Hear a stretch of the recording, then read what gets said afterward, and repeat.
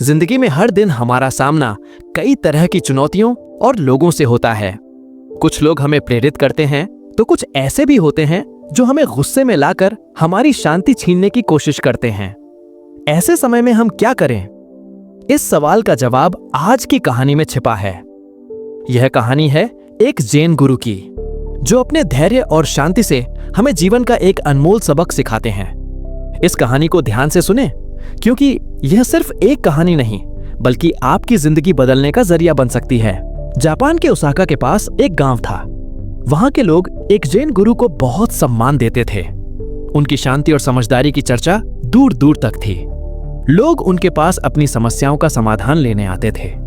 एक दिन की बात है, सुबह का समय था। सूरज की हल्की रोशनी धरती पर बिखर रही थी। जैन गुरु अपने एक शिष्य के साथ टहल रहे थे। ठंडी हवा उनके चेहरे को छूकर गुजर रही थी। माहौल बेहद शांत था। तभी अचानक एक व्यक्ति गुस्से में उनके सामने आ गया। उस व्यक्ति की आंखों में गुस्सा था और चेहरा लाल हो रहा था। उसने चिल्लाते हुए कहा, तुम जैसे गुरु झूठे और ढोंगी होते हैं। लोग तुम्हें बेवजह पूछते हैं। उसने गुरु को अपशब्द कहना शुरू कर दिया। गुरु ने उसकी ओर देखा, लेकिन उनके चेहरे पर कोई नाराजगी नहीं थी। वह शांत और स्थिर बने रहे। उनकी मुस्कान जैसे समय को रोक देने वाली थी। यह देखकर वह व्यक्ति और भी गुस्से में आ गया। उसने उनके परिवार और पूर्वजों को अपमानित करना शुरू कर दिया। उसके शब्द तीखे और कटु थे, पर गुरु अपनी चाल में कोई रुकावट नहीं लाए। वह बस मुस्कुराते हुए आगे बढ़ते रहे। शिष्य इस सब को देखकर अंदर ही अंदर जल रहा था। वह सोच रहा था, गुरुजी कैसे इतनी शांत रह सकते हैं? यह व्यक्ति तो सारी हदें पार कर चुका है। कुछ समय बाद वह व्यक्ति थककर चुप हो गया। उसने महसूस किया कि उसकी बातों का गुरु पर कोई असर नहीं हो रहा। निराश होकर वह वहां से चला गया। उसके जाते ही शिष्य अपने गुरु से पूछ बैठा, गुरुजी, आप इतने शांत कैसे रहे? उसने आपको इतना बुरा कहा, आपके परिवार तक को अपमानित किया। क्या आपको गुस्सा नहीं आया? क्या आपको उसकी बातों से दुख नहीं हुआ?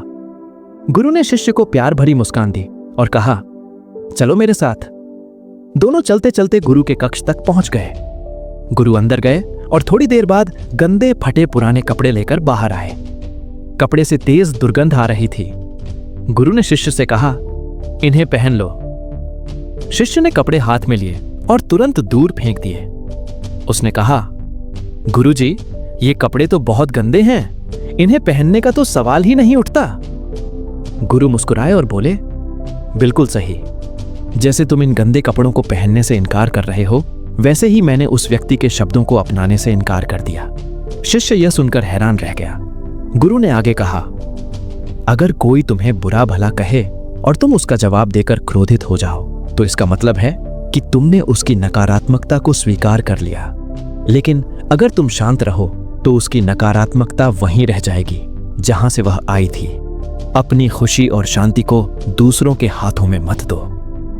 गुरु की यह बात शिष्य के दिल में उतर गई।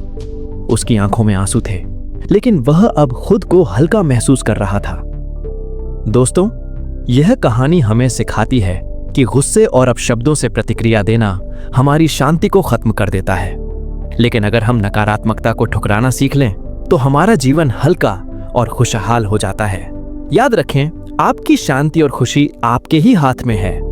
इसे किसी और की नकारात्मकता का शिकार मत बनने दें। अगर यह कहानी आपको प्रेरित करती है तो इसे अपने दोस्तों और परिवार के साथ जरूर साझा करें। चैनल को सब्सक्राइब करें और ऐसी ही प्रेरणादायक कहानियों के लिए जुड़े रहें। अगली बार मिलते हैं एक नई सीख के साथ। तब तक शांत रहें, सकारात्मक रहें और खुश रहें। धन्यवाद।